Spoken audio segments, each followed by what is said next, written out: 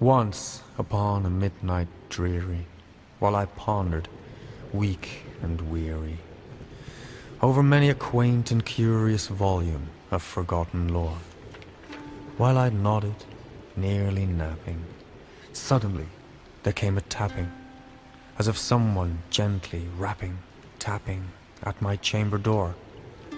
"'Tis some visitor," I muttered, "tapping at my chamber door. Only this, and nothing more." Ah, distinctly I remember it was in a bleak December, and each separate dying ember wrought its ghost upon the floor. Eagerly I wished the morrow, vainly I had sought to borrow from my books surcease of sorrow, sorrow for the lost Lenore, for the rare and radiant maiden whom the angels name Lenore, nameless here forevermore.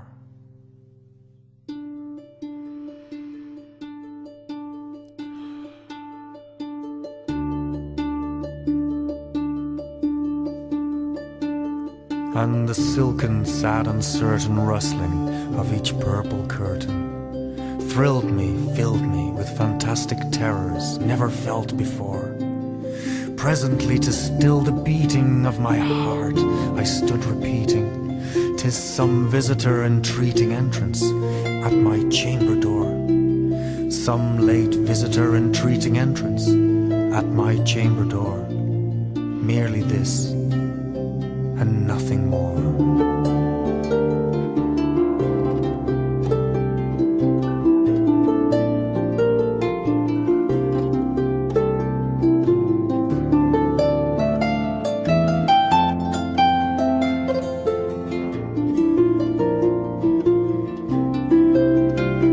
Out into the darkness peering long, I stood there wandering, fearing, doubting, dreaming dreams no mortal ever dared to dream before.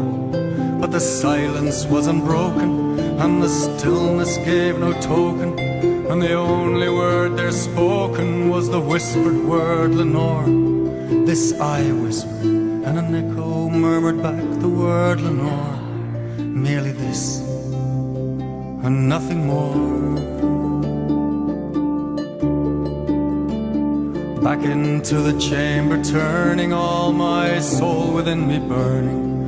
Soon again I heard a tapping, somewhat louder than before. "Surely," said I, "surely that is someone at my window lattice. Let me see then what thereat is, and this mystery explore.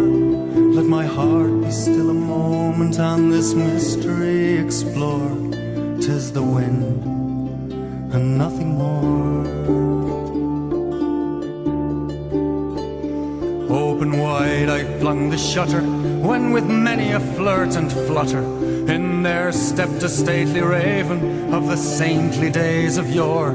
Not the least obeisance made he, not a minute stopped or stayed he, but with mien of lord or lady perched above my chamber door, perched upon a bust of Eris just above my chamber door, perched and sat, and nothing more.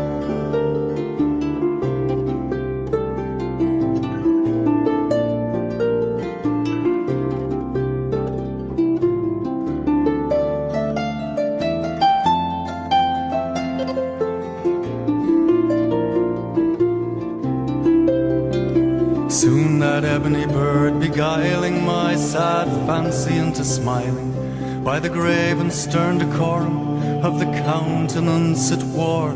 Though thy crest be shorn and shaven, thou, I said, art sure no craven, ghastly, grim and ancient raven, wandering on the nightly shore. Tell me what thy lordly name is on this night's Plutonian shore.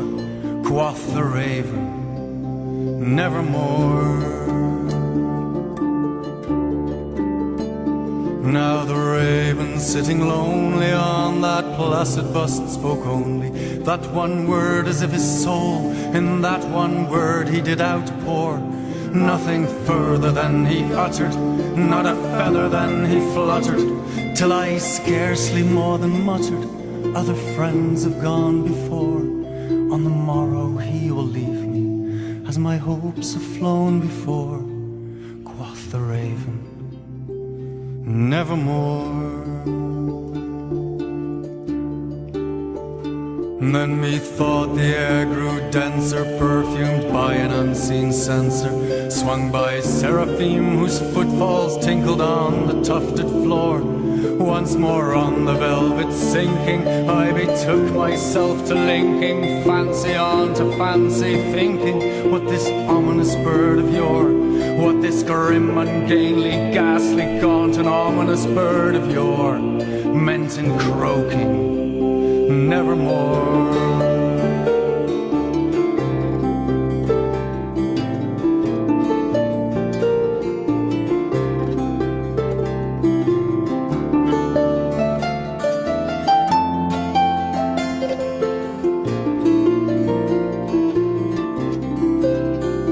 Prophets said I a thing of evil, prophets still if bird or devil, whether tempter sent or whether tempests tossed thee here ashore, desolate yet all undaunted on this desert island, chanted on this home by horror haunted.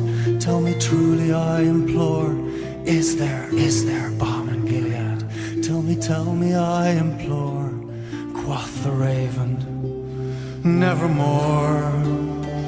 Prophets said I a thing of evil, prophets still if bird or devil, by that heaven stretched above us, by that God we both adore. Tell this soul with sorrow laden, if within the distant Aidenn it shall clasp a sainted maiden, whom the angels name Lenore.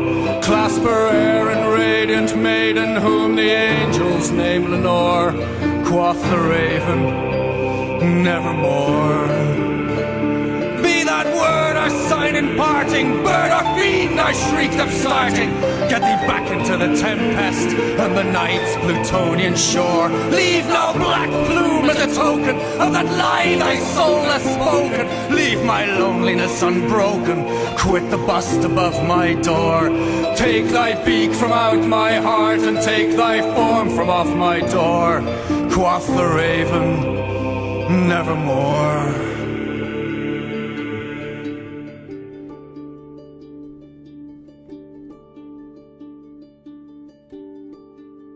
Now the raven, never flitting, still is sitting on the pop bust of Eris, just above my chamber door, and his eyes have all the seeming of a demon's that is dreaming, and the lamplight o'er him streaming throws his shadow on the floor, and my soul from out that shadow that lies floating on the floor will be lifted. Nevermore.